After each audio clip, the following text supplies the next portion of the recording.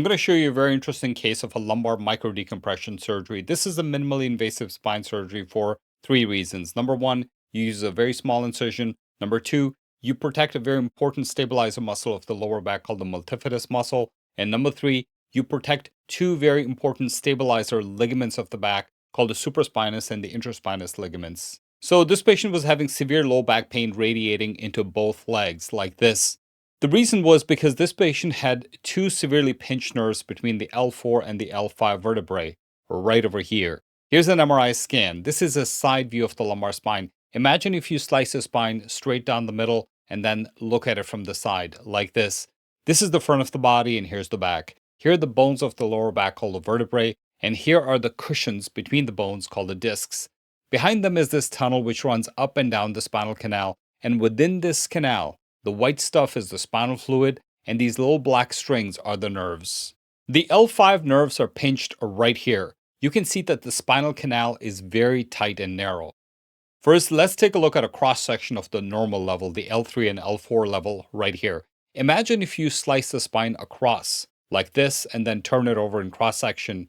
In other words, you're looking up the spine, right over here. In cross-section at the L3, L4 level, here is the disc. Here is the bony arch called the lamina, and here's the joint between the L3 and the L4 vertebrae called the facet joint. The facet joint is a very important structure in the spine.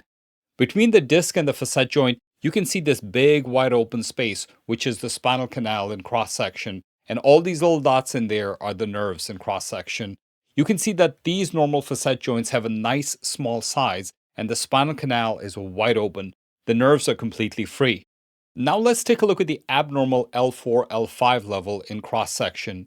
You can see that the facet joints have become very large over time. As a result, a lot of degenerated arthritic tissue called ligamentum flavum has built up right over here within the spinal canal, which looks black on the MRI.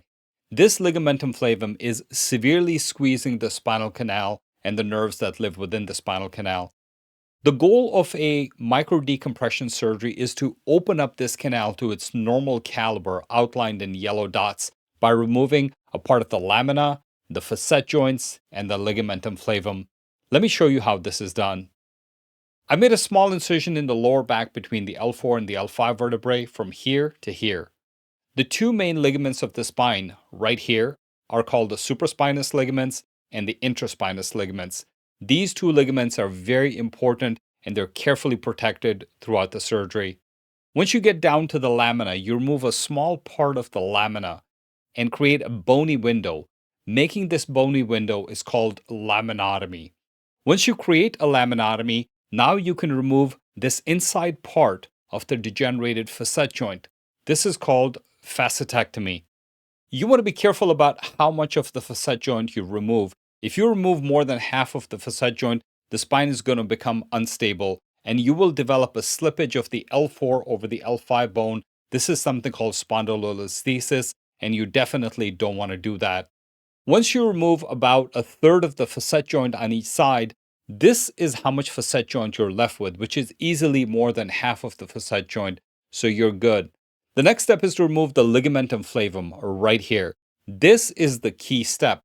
Once the ligamentum flavum is removed, the spinal canal is now completely free. The goal of the surgery, which was to free up the nerves between L4 and L5 vertebrae, has now been successfully achieved. Let's take a quick look at the interesting x-rays during the surgery.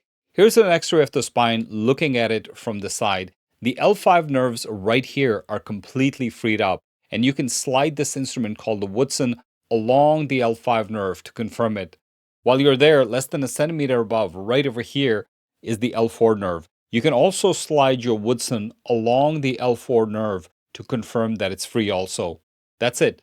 The wound is irrigated and the incision is closed. The surgery took about an hour and a half. The patient stayed overnight and was discharged the next day.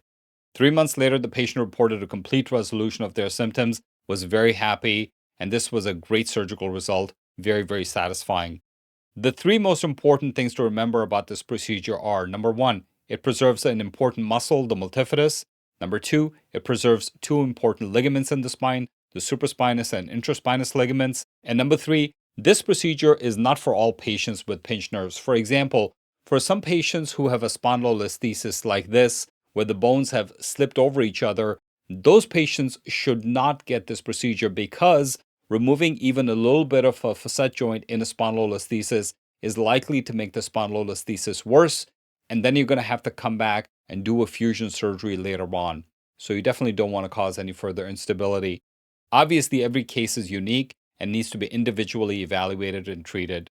I hope you found this video helpful. Thank you for watching and see you next time.